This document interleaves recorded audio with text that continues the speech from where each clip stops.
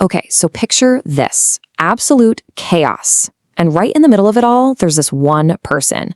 But from the crowd around them, you hear two totally different things.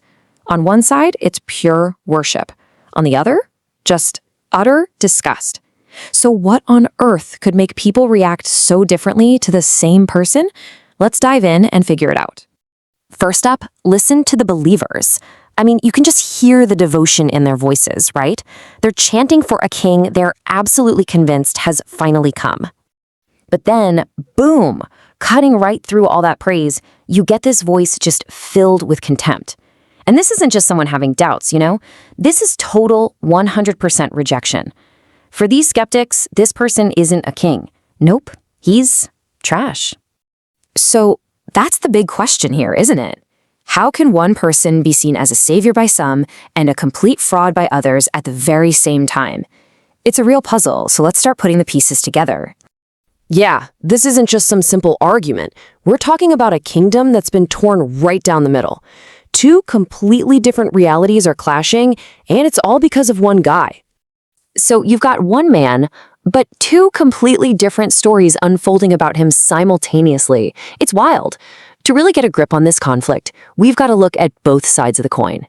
And we're going to start with the people who are convinced they're looking at a fraud.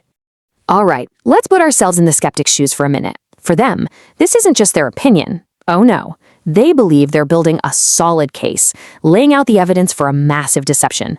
And their whole argument is pretty much summed up in this one line. It's an appeal, right? They're yelling out to Grand Madra, some kind of authority figure, begging them to expose what they're sure is a really dangerous lie. And their logic is actually pretty straightforward. You can break it down into 3 key points. First, they look at his status. He's a beggar, a nobody. Second, they point to his methods. He's using forbidden dark mark magic. And third, what's his goal? To trick the beast. I mean, when you lay it out like that, it sounds like a pretty clear and damning argument, doesn't it? So the key takeaway here is that this isn't just, I'm not so sure about this guy. This is an active accusation. They genuinely believe they're watching a dangerous con artist use dark magic to try and grab power by fooling some powerful being. Okay, but now let's flip the script. Let's look at the other side. Because for every person screaming fraud, there's someone else looking at the exact same scene and seeing something totally different. They're seeing destiny. And for the believers, it's just this simple.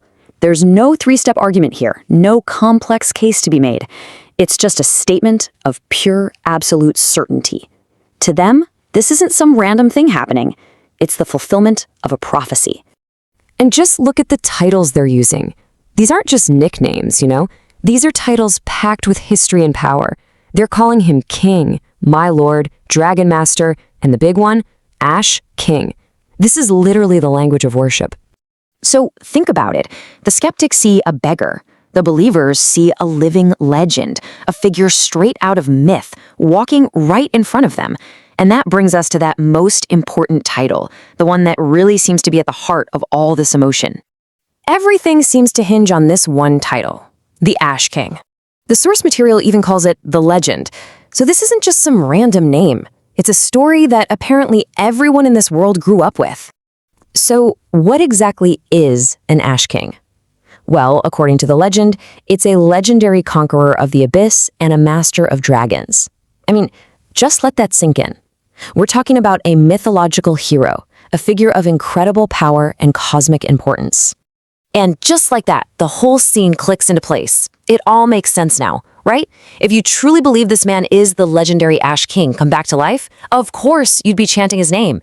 But if you think he's a nobody, a fraud trying to claim that title, yeah, you'd probably call him trash. The stakes are just insanely high. All right, so let's pull all of this together for a final look. What we have here are 2 completely opposite truths existing in the very same moment, all revolving around a single person. And here's the divide, laid out plain and simple. On one side, you've got the believer's view, a prophecy fulfilled, a legendary king, a master of dragons. And on the other side, the skeptic's view, a magical deception, a power-hungry beggar, a user of dark magic. It's the same man, but it's like they're living in 2 completely different worlds.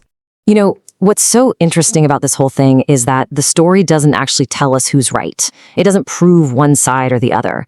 I think the point is to just show us the massive gap, that chasm between them. It's not about finding the right answer. It's about understanding just how deep and violent the disagreement can be. And that leaves us with one last big question to chew on. When prophecy and power collide like this, when one person can be both a legendary king and a lying beggar, who actually gets to decide what's real? Who gets to decide the truth?